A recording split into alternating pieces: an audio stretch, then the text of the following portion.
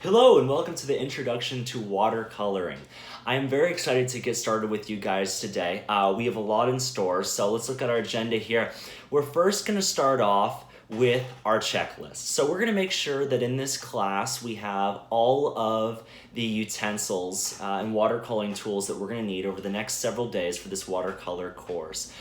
Today I'm also going to be teaching you guys the fundamentals of watercolor. So we're going to be looking at the two main methods practices that we use when we're watercoloring, right? So when we're watercoloring, just as when we're drawing or painting, we have our basic colors. And from those basic colors, we can make secondary and tertiary colors. And so I'm going to teach you with your set of watercolors how to make those colors. And then we're also going to talk about diluting, right? So how much water are we using, right, when we're using our watercolors? So talking about a little bit of water, or sometimes too much, and when it's appropriate to use both of them. And then we're going to start with our first project. So that's going to be very exciting, so we're getting into that. So let's go right ahead and start off with looking over our materials and going off our checklist and making sure that we've got everything necessary for this course. So let's get started. All right, so let's take a look at the materials that we have and make sure that we have everything. I'm going to show what I'm going to be using just so that you can kind of see what I'm going off of here. So this is my watercolor kit. It has 30 colors, so it's a bit more than the basic kit, but it's perfectly fine. No need to worry. You don't need to go out and buy one of these. I'm going to be using basically 7 or 8 of these colors, which are going to be the exact same basic colors that you will be seeing on your own palette. So probably most of you guys have basic kits that look like these, right? So this is all you need to do this course. So it doesn't matter if they're square or if they're ovular. They're both the same, right? So let's open one of these up here. You'll get a brush, right? So whether it be thick or thin, you can see we've used this one a little bit. So it's a little bit more round. So this is perfectly fine. This is what you want to use. You can make everything that we're going to be showing in these course tutorials simply with just one of these basic kits. So now let's look to see what else we need. Make sure you have your watercolor paper. So this is my watercolor paper right here. You'll see it's a little bit different than normal paper, right? So if we take some printer paper and we put it right here, here's our printer paper, right? Smooth, right? Smooth surfaces. But when we put some water onto this paper, it bleeds right through, right? So we can't have that. So we need watercolored texture paper, so that when we put the water on it, when we put our colors and we start to make our paintings, that it's not going to seep through. Now, of course, we can always oversaturate the paper, but it prevents from leaking through on the other side, right? So that's what we want. So as you can see, just for an example, right, I painted this pineapple earlier. If we have a pineapple and we paint this, when we look on the other side, it's as if there's nothing there, right? So that's what we want to do. That's what we wanted, the kind of paper that we want to have for this course. It doesn't matter what size paper you have, right? This is going to be about an 11 by 8.5 inch paper, but I'm going to be mainly painting on what's slightly smaller. It's going to be about, I don't know, maybe say 5, maybe 6.5 times 10 inch paper right here. So either one that you want to use, whatever paper size you have, that's completely fine. Doesn't matter. It's all the same. Now, let's just do a quick little example. I know that some of you probably know this, but just for the younger ones, I just want to do a quick example here of what not to do, right? So when we use a watercolor brush, as you can see if I hold it up here, the tip is very fine usually. Let me show you the brush that I use. So you can see it's a very fine tip right there. Very nice. Now, when we do watercolor, we don't want to grab the brush and stick it right into the paper, right? So let me give you an example of what we don't want to do. We don't want to grab our brush and jam it right down into the paper. You see how when I've done that, the bristles fan out like that? See, then when I pull it up, the more and more that we do that, we're going to lose that fine tip.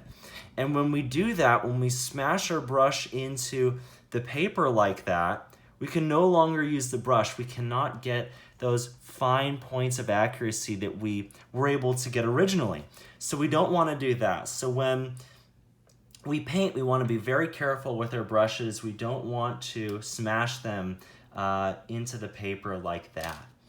So now let's talk about one of the first of the two methods, which I'm going to discuss here, which is diluting, right? So there's diluting and there's mixing colors. Now, diluting is done all the time. We always do that, right? So when we're diluting colors, what we're doing is we're taking our watercolor, right? So let's say we grab, let's do a demonstration. Let's say we grab a little bit of blue. I'm gonna dip my brush into this cup of water that I have right here. You don't need a whole lot, so just grab your cup of water and we're gonna have something like this. So when you see this plastic tray right here, well, that's where we're gonna be mixing our colors, right? You can mix colors on the paper, but it's not as effective. And you'll have to pool a lot of water and it'll waste a lot of color if you do that. So that's why we like to use the tray right here that we have. So I'm gonna be using this tray. So whatever you have, if you wanna use a plate for some extra room, if you run out of room, that's completely fine. So we're gonna grab our brush. I'm gonna dip it in just a little bit of water. So just so you can see, I'm just gonna put it in like that, okay? I'm gonna take my brush, just dab it slightly on the edges here. And then I'm gonna go ahead and grab a little bit of blue. So if we do a small line, just like this, you don't have to do this if you don't want to. You can go ahead and try as well. I'm just showing you what we're doing here. See how I'm not pushing the brush, fanning it out onto the paper? So this is a dark line, right? The more that I do this, as you see that I'm pushing the brush, the lighter and lighter it gets. So this is the dark original stroke that we did. And then when we go down to here, to the far right, we're seeing that 1, 2, 3, 4, 5, 6, 7 strokes away, it's about maybe half or a third as bright as the original stroke. So when we're talking about diluting colors, diluting is when we grab the perfect form, right? So the pure amount of paint we have originally, we're then gonna grab a solution such as the water right here, right? So we're gonna put both of them and then we're gonna dilute it by adding more water to make the paint less pure, right? So you have more of the water, and then that's when we're talking about ratios when we're painting, right? So we have our, in this case, the solvent. So if I grab more water, right? Now you're gonna see it's really, there's a lot of water. You can see the liquid. Now if I grab this water, brush it around a few times and go again, there you go, it's much lighter.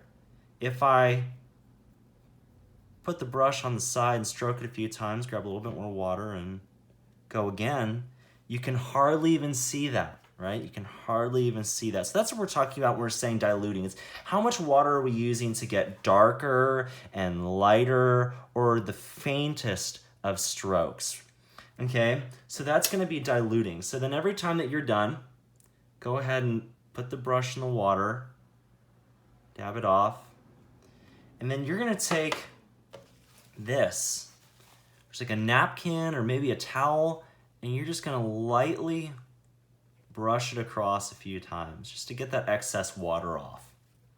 So now let's talk about the second form of the method here for practicing, which is going to be mixing colors, right? So when you look at your tray right here, you'll see you have red, orange, yellow, green, indigo, and violet, right? You even have a black and a brown right there. Now, you might be asking, well, then how do I get all of these colors right here? You see there's a lot more options. Well, some of these are synthetic, they're man-made. A lot of them are man-made, in fact. And you won't be seeing them within your basic yellow, red, and blue spectrum. When we're talking about these, they're going to be pre-made colors in which we grabbed different ratios of, for example, this orange right here for the red and yellow. And so they mixed a certain ratio of the two of them to create this orange that we see right here, perhaps even with a mixture of multiple other colors, right? And so when we're talking about ratios, this is going to be nearly the purest of yellow and this the purest of red. If we're looking at orange, this may be our orange. If we're doing a mixture between an orange and a red, we're going to end up seeing between here, maybe this color favors the orange. This color favors the red. In the yellow and red, well, this color favors the yellow just a little bit. And then this one favors it even more. So as we move towards the left in this case, we're getting more towards the yellow of a primary color and more towards the primary of a red color. So when you look at your own kit, right here within the basics, we don't have all those options, right? We don't have all those. But we can make those colors. So if we dip our brush into the water here, and then we grab this, right? This towel, dab it off just a little bit. And I mix, I don't know, let's say we grab some of the yellow and I put it on this tray. Let's grab the tray so that you're able to see this. If I grab some more water, put it in the orange, and then I put it on the tray here, I can see that I'm picking up that orange, right? So then this is the stroke I get. It's a lot of water, right? So let's say I don't just want that orange. I want a bit more yellow. Well, I'm going to put my water back in the brush. I'm going to dab it off a few times, go for the yellow, put it in a little bit, mix it around, and then I'm going to mix that yellow in with the orange, and then I'm going to go again and mix it in. And then I put it again. As you can see, it's now a lighter color. So this is what we're also going to be doing, which is where we're mixing the colors, right? And when you can see with even less water as time goes on, you can get even brighter strokes as a result of this, right? And so it's a combination between diluting and mixing colors. And then you also have, just as we do with every single kind of art, which is we can choose what sort of line formation we want, right? So how thick are our lines? How thin are our lines? So let's grab this bigger brush right here, like you would see in your kit, right? So I'm gonna grab a little bit of water. I'm going to grab a little bit of red right here. I'm not gonna mix it with anything else. I'm just gonna do this. And then you see I'm gonna make it a little bit thicker, and then I'm gonna ease up on it to make a line like that. You can see it's very thin at the bottom, but then it gets thicker in the middle and then slightly thinner at the top. So you can choose to rotate your brush. If we try this again, we can grab a little bit more red, and we can just continue to make these sort of lines, or we can go really quick, make a more fluid line, as you see right here. Now, as you notice, this was the brush that I forced onto the paper. I pushed the head of it right into the paper, and you saw it fan out earlier. Well, look what's happening to my strokes now. These were the strokes of the small brush that I have where I did not push the brush's head onto the paper. You see how thin the lines are, okay? Well, now, here's the brush where we pushed its head onto the paper. And you can see, especially right here, there's a lack of fluidity within the line, right? It's kind of, there's gaps, it's kind of segmented, so there's spaces in between, right? So that's what we don't want. So we don't want to ruin our brushes because the brush is the main tool. It's the only thing that's going to allow us to make the art. So we need to treat it with respect, and we need to make sure that when we're using our brush, that we're not using it in any sort of way that will damage the fibers or the hairs on the tip of the brush. So now that you've seen lines, now that you've seen how we can dilute colors, how we can mix colors, let's start off with our first project so that way I can kind of show you, putting these into practice, how we make pieces of artwork. And today I have a wonderful little example for you, which is going to be how to watercolor paint birds. And then after they dry, we're gonna put some doodles on them as well so you can see that. So let's go ahead and get started with that right now. All right, so we're gonna go ahead and get started with our birds project piece here. So I'm gonna put my water right up here, right to the top left, and then I'm gonna have my napkin right up above my paper. I'm gonna be using the smaller paper for this, just because that's what I have ready available for me right now. For a new piece of paper, you wanna make sure you grab a new clean piece of paper. Just keep the old piece of paper that you have as just for a test sheet so that whenever you begin the next class, say for tomorrow and the next day and the next day and the next day, that you use that to warm up or just to practice with your brushes. So I'm gonna go ahead here and grab a little bit of water right here. Just put a little bit on the side. I'm gonna start off with the red. So I'm gonna go ahead and grab a little bit of red here, right on the brush. I'm just going to go right here and just stroke down. Go right up. Okay. And I'm gonna go up right here and I'm just gonna do a little bit of this shape. This little dome shape that you see right here. And then I'm gonna extend the back and I'm just gonna go down right here. I'm gonna end about right there. Let's say right there for right now. So I'm gonna go ahead and fill this in. Now, if you don't want these lines, as you can see right here, it's a little bit sharp. You just go ahead and grab some water. What you wanna do is you wanna pull the color towards the middle. Pull that color inwards, just like that.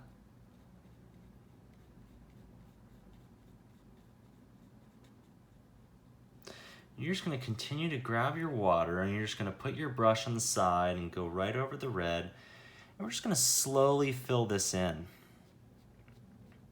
Start off with a nice light shading for when we do this. Don't go too dark, because you can see what I have right here is on the bottom, I'm sort of pooling the water a little bit. So it's a little bit darker near the bottom, a little bit lighter near the top.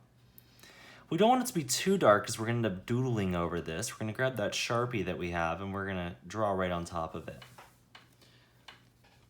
So go ahead and just fill that in. And we're gonna be hopping around from one bird to the next, and then we'll finish the doodles at the very end.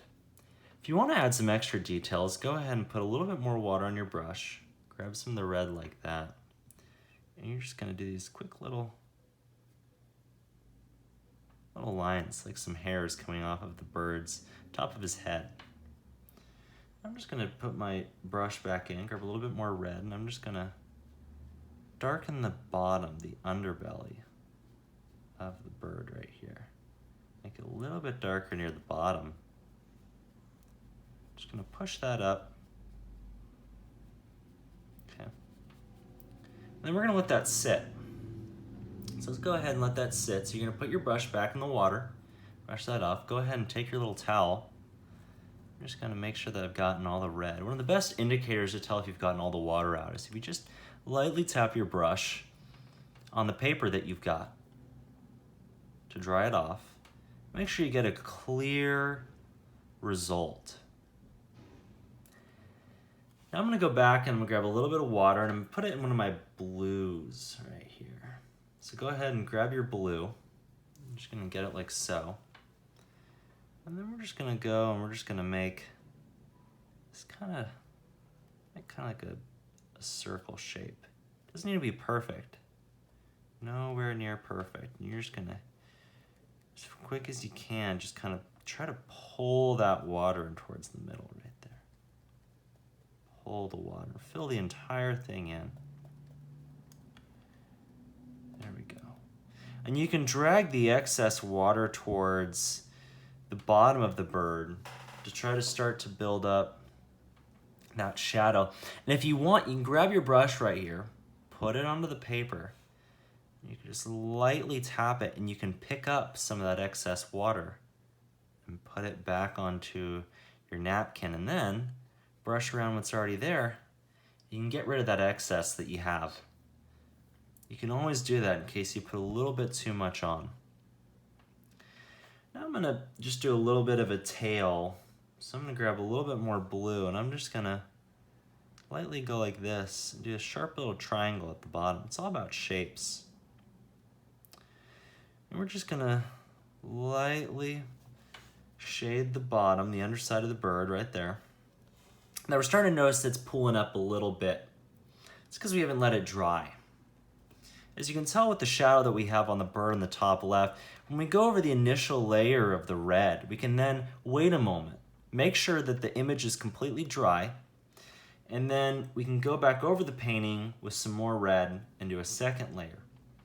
We want to give the paintings that we have a little bit of time to dry, otherwise they can either A, blend with certain new colors that we don't want to blend, or they can B, prevent shading. It'll all pull together and then that'll blend into areas that we don't want there to be a higher concentration of paint.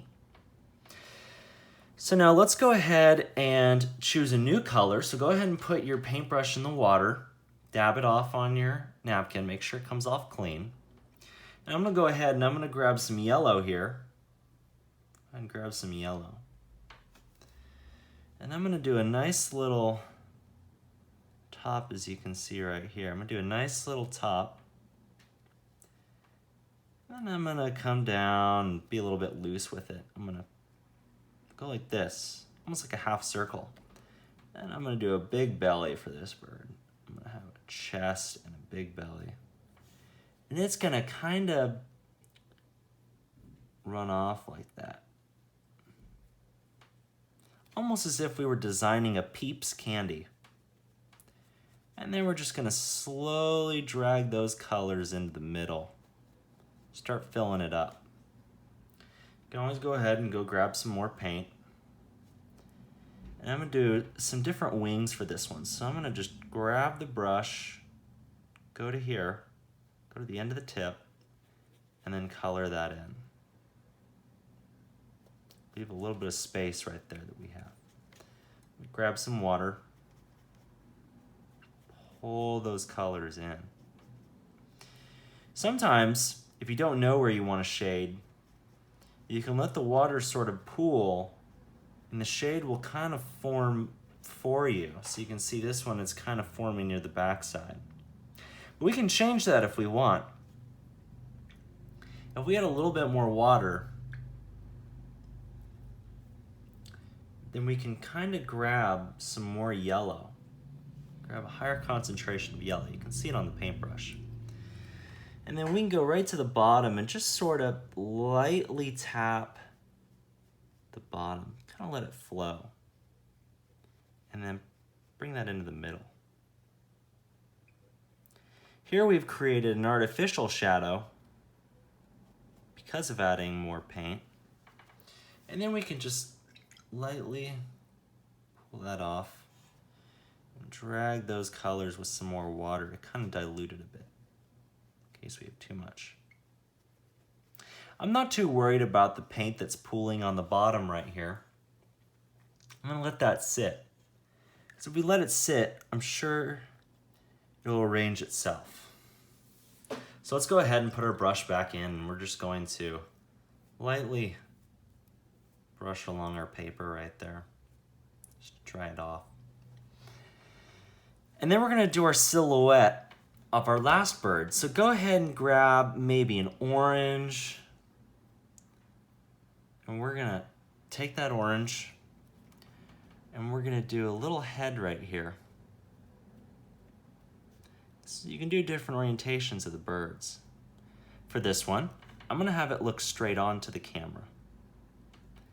It's gonna move a little bit. I'm gonna do some wings. So I think what I'll do is I'll sort of create this sort of silhouette. And then I'm just gonna pull the water, pull the paint, grab a little bit more water, dilute it a bit, and sort of pull it towards the middle. Cover everything up. Grab some of the water, grab some of the paint. And it's just about experimenting right now. This is a great practice drawing painting these little birds to figure out how much water do I need? How much is too much? If I want a shade, what's the best concentration of paint?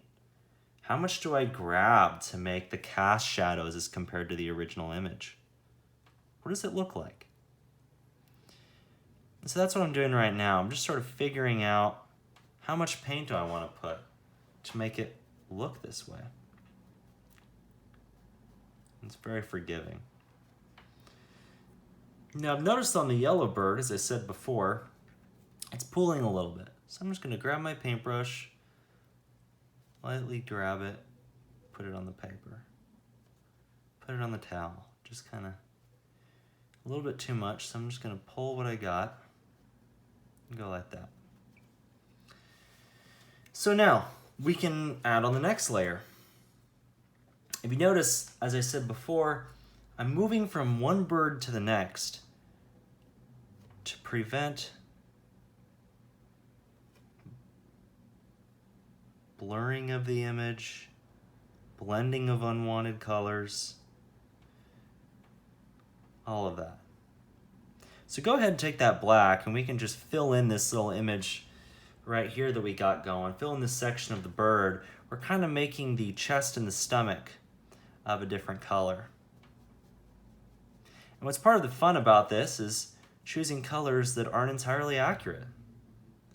They're nice summer, bright colors.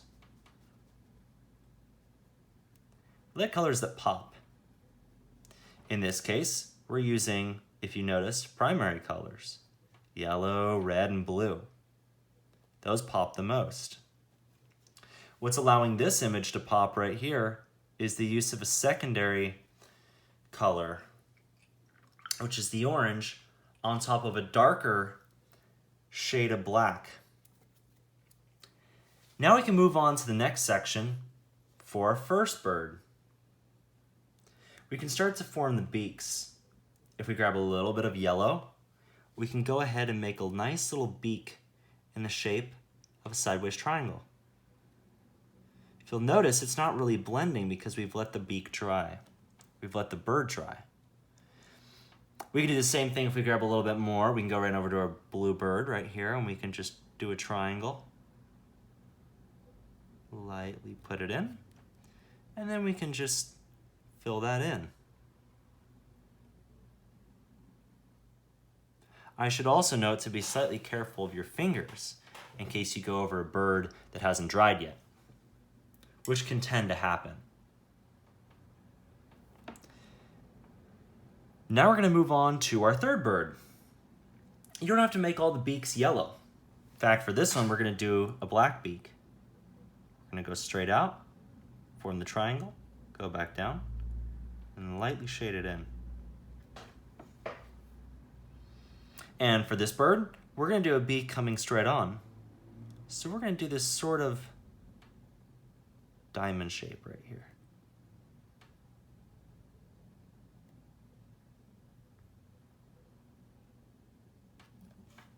Kind of like that.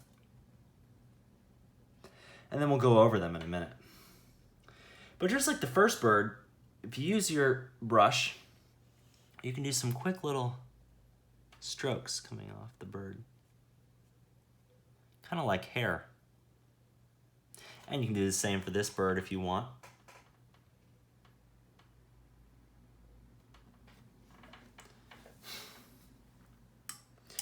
And then we're going to go ahead and switch to a green. So go ahead and grab your green from your kit. And you can go right to the bird right here, our third bird, our yellow bird. And we're just going to slightly pull to the left where we can create a sort of wing. And then, since our yellow is dried, we can go right over it without it blending. Of course, we can also blend into the yellow if we choose.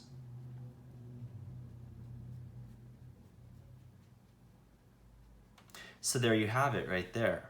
Now we have the basic silhouettes of all 4 of our birds. So now we can begin to shade even more if we want. And we have the choice to do so. So I'm gonna go in with my yellow, and I'm just gonna add a bit more to the underbelly of this bird right here, just to make it pop a bit more than it already is. Make it a bit brighter.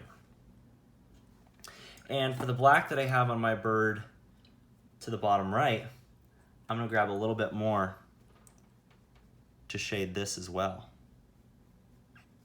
Feel free to add more layers if you want. I tend to find that 2 is enough. Just gonna lightly pull. Go ahead and drag that like so.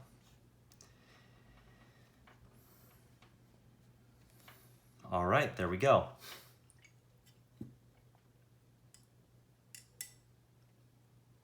Now, we're gonna come back after we've let our birds dry.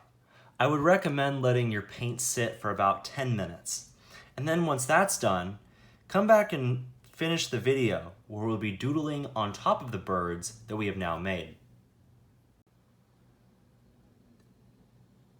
Now that our birds have completely dried, we can actually start to add some of the fun little doodling details that will really bring these birds home. So go ahead and grab your Sharpie, and I'm going to show you how to make some fine details that'll change our silhouettes into birds. Let's start out with this red bird right here. If you go right to the middle of the bird, you can drag your hand as you make this leaf-shaped wing, as you see right there. We can also add some little tail feathers at the very end by simply dragging our pen and doing a little bit of a swirly shape. We can do another one as well if we just grab a little one right there. If we want to make an eyeball, we can just do a small little circle at the top. And then we can make a tiny little eyeball right there and shade in the rest of the circle. And then if we want to make legs, let's say for this one, I want to make some really tall legs. So let's bring them right down here. And I'm going to do 1, 2, 3. And then I'm going to go ahead and do the same thing right here where I'm going to go straight down and do 3 little sticks for legs as well. We want to make sure to outline that beak though. So let's go ahead and grab our pen and follow this little nose cone shape. Go straight up. There we have it. If you also want to add a little bit more detail to the beak, you can do a line straight down, bring it right down the center. And we can go ahead and also add some little feathers as we do just a rough outline around the bird. As you draw along the bird, it doesn't have to be perfect. It just needs to be loose and free. So there's our one bird for right there. Now let's go ahead and do the small blue bird. Let's start off with the beak, shall we? Let's go straight up and do the nose cone formation again. Maybe we'll bring the beak a little bit further down than last time, offsetting it. And then we can do some tiny little legs for this guy. We can go ahead again and do another pair of legs right here. And we can do a small little eyeball right here.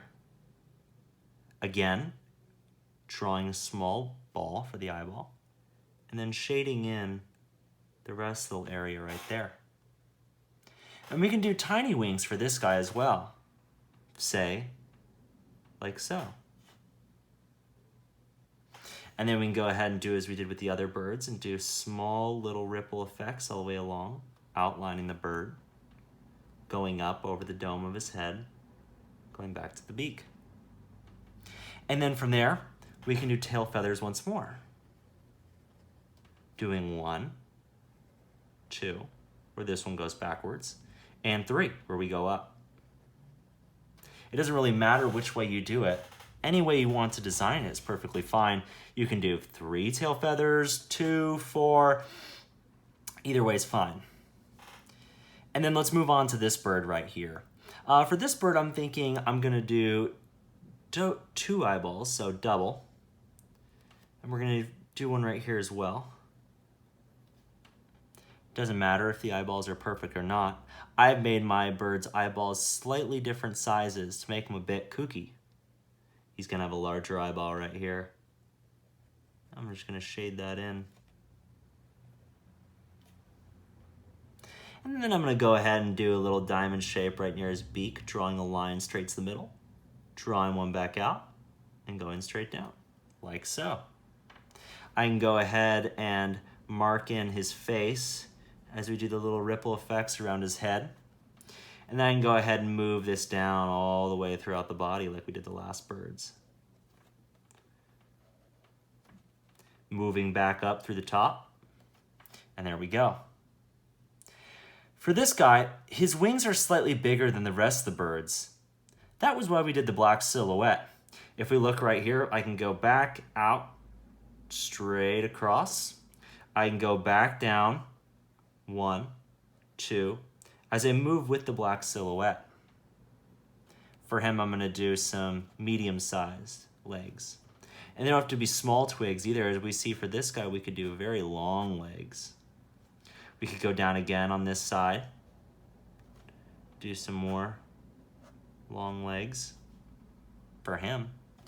We could do different tail designs as well, say with 3 lines going straight out like so, rather than swirls. And for our bird over here, we can add a tiny little eye, adding some variation. For him, you see there's a tiny little eyeball right there. Even though the beak is black, we can go ahead and put a beak outline right over it. And then we can go ahead and add our little ruffles right over the top as we did earlier. We can go down, encompass the chest, move forward. You can either follow the outline as well, or you can straighten it out. I'm gonna follow straight through right here. And then I'm gonna do 3 bumps for this. So 1, 2, 3. And then I'll do 1 little line right there just to outline the wings that he's got. And then I'm gonna go down and he's gonna be walking. So I'm gonna do straight line, 1, 2, 3. And to show he's walking, I'm gonna move his other leg backwards. 1, 2, and 3. So there you have it. That's how you can add doodling on top of your watercolors once they've dried. Remember, it's very important that the birds or whatever it is that you're painting do dry, otherwise your marker will blend in with the birds that we have. And we don't want the marker to blend in with the colors because then that'll bleed into each other and it won't show up as nicely as we have it right here. I hope you enjoyed. Thank you for watching. And tomorrow we'll be moving on to the next project. We'll be taking our skills that we've learned today and adding a little bit more to the paintings that we already have. So I can't wait to see you tomorrow. We'll be talking about how to paint fruit and vegetables. We're going to be looking at most specifically fruit items such as lemons and pineapple and watermelon. So I can't wait to see you then, and have a nice day.